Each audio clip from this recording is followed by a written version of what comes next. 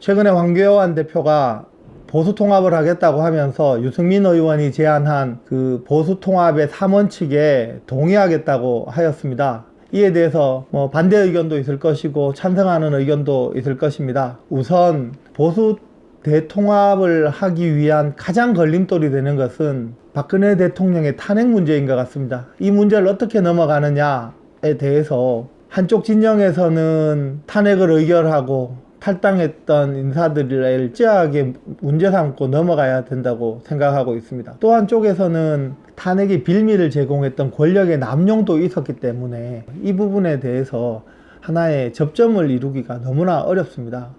저는 이 문제를 이렇게 생각해야 된다고 생각을 합니다.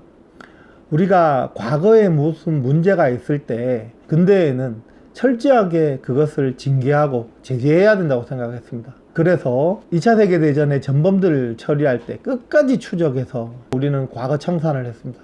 이런 관점이 여전히 우리나라의 일제의 친일 청산이나 과거의 그 성장 과정에서 생겼던 여러 가지 문제들에 대해서도 적용하려고 하는 관점들이 있는 것입니다. 그러나 또 현대에 또 다른 관점이 있습니다. 그것은 현대의 사람들이 완전하지 않기 때문에 불완전하다는 것을 인정하는 철학들이 등장을 하면서 그 불완전한 사람이 다른 사람의 악을 청산하는 과정에서 새로운 악이 또 생긴다고 생각하게 되었고, 이러한 복수와 보복의 일들은 끊임없이 순환된다고 생각하게 되었습니다. 그래서 최근에 남아프리카 공화국에서 아파르트 헤이트가 오랫동안 그 흑인들을 억압하고 착취했던 그 시기가 끝난 이후에 과거 청산을 하면서 전혀 다른 방법을 취하였습니다. 그것은 진실을 말하라, 용서하겠다 였습니다. 이 원칙에 따라서 남아프리카 공화국이 진실을 말하는 사람들을 다 받아들이고 용서하고 가혹한 고문과 착취와 학대와 살인이 있었던 그 많은 일들을 덮고 미래로 나아가는 것을 보았습니다. 물론 그 일의 과정이 또한 또 완벽하지도 않았고 지금의 결과가 또 반드시 완벽한 정의를 이루었느냐도 알 수 없지만, 분명한 것은 현대에 이해하는 새로운 중요한 정의의 철학, 또 정의의 모습, 또 정의를 회복하는 모습의 하나의 방법을 보여준 것만은 틀림이 없어 보입니다. 박근혜 대통령의 탄핵 문제를 우리 보수가 이 철학을 적용했으면 어떨까 생각하고 있습니다. 그것은 박근혜 대통령의 탄핵에 찬성했던 사람들도 박근혜 대통령을 더 설득하고 그 탄핵을 의결하기 전에 더 타협하고 조화롭게 가지 못했던 것에 대해서 사과하고 탄핵 의결에 이르러서 지금 이 결과 보수의 계멸에까지 결정적인 빌미를 제공했다는 것을 인정하고 용서를 구하는 것입니다.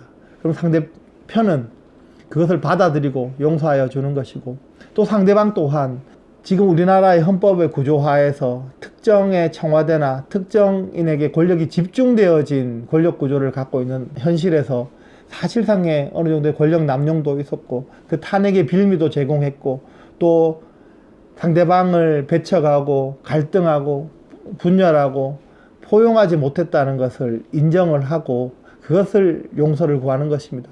지금 보수 대통합의 가장 큰 전제 조건은 바로 이것인 것 같습니다.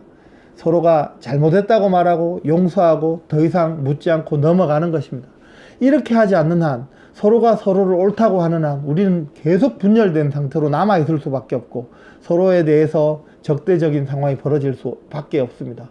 지금 진보정부가 미성숙한 정책 실험을 통해서 나는 아주 어려운 지경에 가 있습니다. 이 상황을 그대로 용인한다면 보수는 분열된 상태로 괴멸될 뿐만 아니라 역사적 책임을 다하지 못하고 국가와 국민과 역사에 큰 죄를 지게 되는 것일 것입니다. 자기만이 옳다고 주장하지 말고 누구나 잘못된 판단을 할 수 있었다는 것을 인정하고 서로 용서하고 화합해야 될 것 같습니다.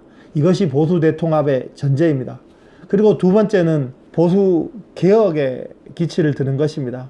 보수가 과거를 수구적으로 지키는 것만이 보수가 아니고 보수의 참된 가치는 미래로 나아가는 전진에 있어서 방법을 안정적으로 취하는 데 있습니다. 미래를 만들어 나가려면 언제나 보수는 개혁이 되고 혁신이 되어야 합니다. 진보는 미래를 만들어 나가는 방법을 혁명적 방법으로 합니다. 과거를 다 지워버리고 전통을 없애버리고 이미 있는 것들을 폐지하고 부정하면서 진행합니다. 그 과정에서 많은 혼란과 어려움과 난관이 생깁니다. 지금 우리가 해나가는 이 개혁의 실험들이 바로 그러한 것으로 보여집니다. 보수는 미래를 안정적으로 나아가는 사람들입니다. 그래서 우리가 보수 대통합을 하면서 국민들이 바라는 개혁적 자리에 서서 보수의 안정적인 방법으로 개혁을 해나가는 것이 마땅할 것입니다. 그래서 보수는 개혁 보수가 되어야 합니다. 세 번째로, 보수가 대통합을 하면서 신당을 창당하는 문제가 있습니다. 이것은 이미 있는 여러 당들 사이에서 또 여러 보수 세력들 사이에서 기득권의 문제가 있어서 어려운 여러 가지 문제점들을 일으킬 것입니다. 그러나 한 가지만은 명심해야 할 것입니다. 기득권을 내려놓고 자기 이익을 추구하지 않고 큰 대의에 헌신하는 것입니다. 이렇게 될 때 우리는 제대로 된 보수 대통합에 이를 것이고, 다시 국민들은 보수를 선택해 줄 것이며 우리의 미래를 만들어 나갈 수 있도록 힘을 실어 줄 것입니다. 보수 대통합 반드시 이루어야 된다고 생각합니다. 감사합니다.